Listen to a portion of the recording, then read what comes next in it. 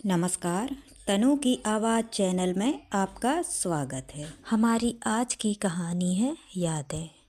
दरवाजे की तेज खटखटाहट से मैं नींद से हड़बड़ा कर उठी। 7 बज चुके थे। मैंने झट से शॉल ओढ़ा और दरवाज़ा खोला। सामने दूध वाले को पाकर मैं बड़बड़ाती हुई किचन में डब्बा लेने चली गई। इतनी जोर से दरवाज़ा पीटने की क्या ज़रूरत है। रोज़ बाई सुबह 6 बजे तक आ जाती थी। उसके पास दूसरी चाबी थी। चाय बनाकर वह मुझे उठाती और नाश्ता तैयार करने लग जाती। मैंने डब्बा बढ़ाकर दूध लिया। तब तक काम वाली बाई प्रेमलता भी सामने से आ गई। मैं उसे देर से आने पर बहुत कुछ कहना चाहती थी, पर डर था कि कहीं वापस न चली जाए। उसको तो कई घर मिल जाएंगे, पर मुझे प्रेमलता जैसी कोई नहीं मिलेगी। मैंने प्रेमलता से कहा, अच्छा तू झट से चाय बना दे और नहाने का पानी गर्म कर दे। मैम साहब, एक तो गीजर खराब, बाथरूम की लाइट नहीं जलती, दरवाजे की घंटी नहीं बजती और फिर गैस का पाइप। आप ये सब ठीक क्यों नहीं कराती? मेरा काम बहुत बढ़ जाता है। वह एक ही सांस में उल्टा मुझे ही सुनाने लग गई। उसको कहने की आदत थी और मुझे सुनने की। बस यूं ही हमारा गुजारा चल रहा था। कभी कभी तो लगता था सब कुछ छोड़कर भाग जाऊं, पर जाऊं कहाँ? वहाँ भी तो अकेली ही रहूँगी। उम्र के 52 वसंत पार करने के बाद भी मैं एक नीरस सी जिंदगी ढो रही थी। रोज़ सुबह कोचिंग सेंटर जाना, 3-4 बैच को पढ़ाना, जॉइंट एंट्रेंस और नीट की तैयारी करवाना, फिर वापस शाम को घर आ जाना। प्रेमलता जो बनाकर चली जाती उसी को गरम करके खा लेती और टीवी के चैनल बदलते बदलते सो जाती। ना मैं किसी के घर जाती, ना कोई मेरे घर आता। यहाँ तक कि ऑफिस के कलीग से भी मेरी कोई खास बातचीत नहीं होती। दबी छिपी जबान पे मुझे अकड़ू और खूसड़ की संज्ञा से जाना जाता। मैंने भी हालात के तहत पारिवारिक व सामाजिक दायरा बढ़ाने की कोशिश नहीं की। मैं तैयार होकर अपने सेंटर पहुंच गई। दिल्ली के इस इंस्टीट्यूट में लगभग 200 बच्चे पढ़ते थे। मेरी योग्यता को देखते हुए मुझे मैनेजमेंट ने कई बार एकेडमिक हेड के लिए कहा, पर मैं कोई जिम्मेदारी लेने से बचती थी। मेरे ऑफिस पहुंचती है मिसेज रवीना बोली, लंच के बाद कहीं मत जाना, मुंबई आईआईटी से डॉक्टर सिंह आ रहे हैं। अपने स्टूडेंट से भी कह देना कि ऑडिटोरियम में 3 बजे तक पहुंच जाएं। वे अपना अनुभव शेयर करेंगे और बच्चों को कुछ टिप्स भी देंगे। ठीक है, कह दूंगी। सो दोपहर के बाद कोई क्लास नहीं होगी। तुम छुट्टी की बात तो नहीं सोच रही हो ना? अरे इतने बड़े प्रोफेसर हैं आईआईटी में, अब डीन होने का उन्हीं का नंबर है। और हाँ, वे हमारे साथ 2 बजे लंच भी करेंगे। तुम भी तब तक कॉमन रूम में पहुंच जाना। लंच के लिए हम लोग कॉमन रूम में इकट्ठे हुए। तभी प्रिंसिपल जोसेफ डॉक्टर सिंह को लेकर कमरे में आए। मैं उनको देखकर एकदम धक सी रह गई। पता नहीं उस एक लम्हे में क्या हुआ, अचानक मेरे दिल ने तेजी से धड़कना शुरू कर दिया।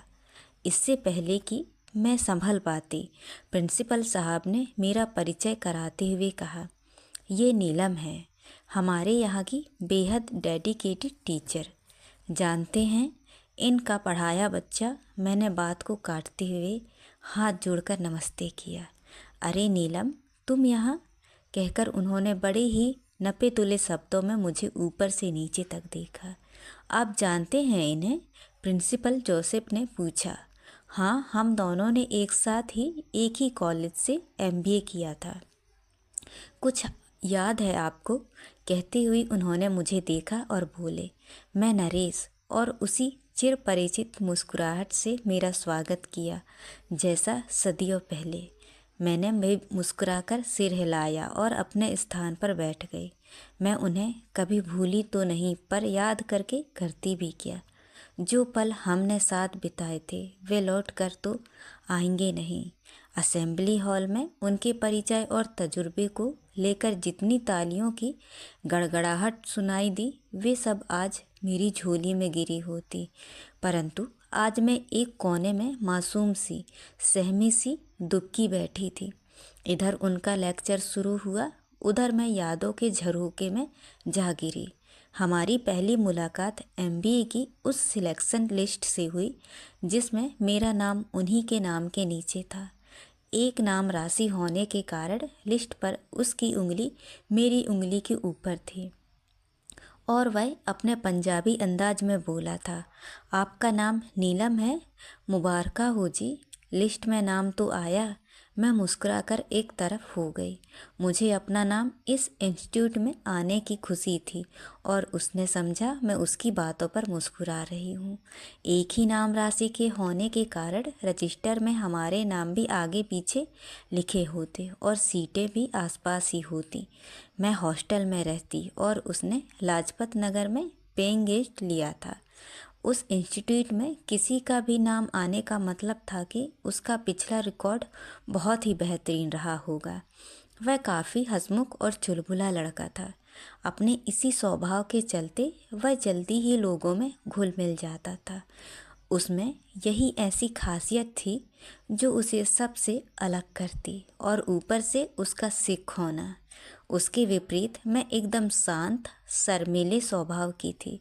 जब भी वह मुझे देखकर मुस्कुराता मैं एक तरफ हो जाती। यूँ कहना चाहिए कि मैं उससे कन्नी काट लेती।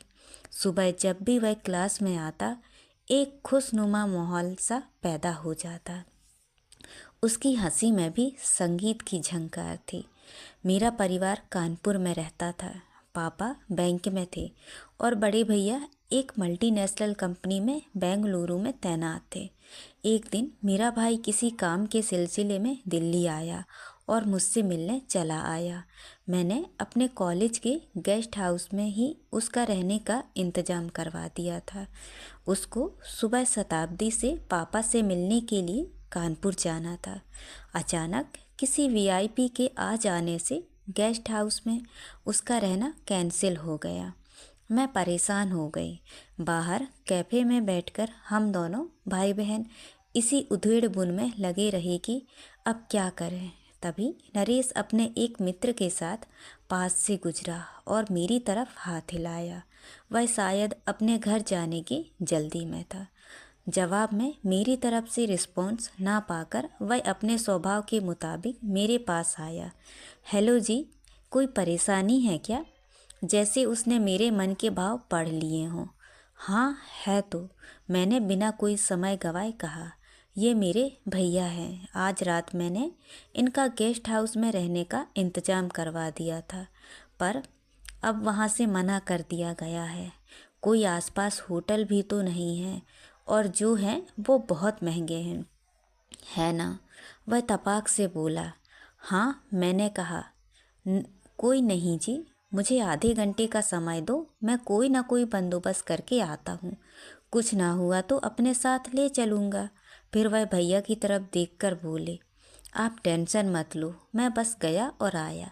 और सचमुच वह थोड़ी देर में आया और एक कमरे की चाबी देकर बोला, सामने के ब्लॉक में दूसरी मंजिल पर यह कमरा है, आराम से रहो। मैं उसकी तरफ हैरानी से देखने लगी। वह तो हॉस्टल का कमरा था, वह भी 2 या 4 लड़कों का। उसने आगे कहा, ये अकेले ही रहेंगे, दूसरे लड़के को मैंने कहीं और जाने को कह दिया है। आप आराम से रात बिताओ। तुम चाहो तो 1 महीने की छुट्टी ले लो, ना पसंद आए तो यहीं वापस आ जाना। एक नई जिंदगी तो कभी भी शुरू की जा सकती है। उसकी इस बात में एक अपील थी, ठहराव था। एक अच्छे दोस्त और एक हमदर्द की तरह एक तरफ से आदेश भी था। मैं अपना चेहरा अपने हाथों से छिपाकर रोने लगी। इसी अधिकार की भावना के लिए तो तरस गई थी। मन का एक छोटा सा कोना उसी का था और सदा उसी का रहेगा। उसकी यादों की मीठी छाँव में बैठने से कलेजे को आज भी ठंडक पहुंचती है। तो दोस्तों, ये कहानी आपको कैसी लगी? लाइक और कमेंट करके ज़रूर बताएं और चैनल को सब्सक्राइब करना ना भूलें। तो मिलते हैं अगली कहानी में। बहुत बहुत धन्यवाद।